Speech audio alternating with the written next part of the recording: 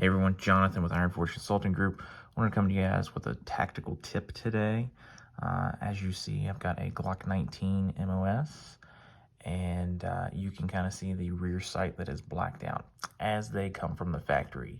These standard plastic Glock sights are junk. They just are. I have got a set of suppressor height sights on the way to co-witness with a red dot sight that is also on the way. But in the meantime, I wanted to make a usable sight picture.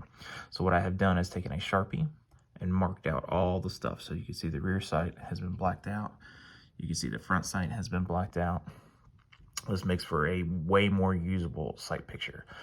The quality of the sights is still suspect, right? They're plastic. You can kind of see some of the edges fraying. This is after one range session, just running them like I would normally run any sights.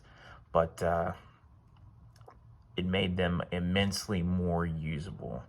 The sight picture, like I said, for the standard sights is just too busy to acquire a useful and accurate sight alignment sight picture.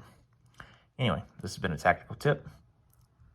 Hey, remember, be harder to kill, train more.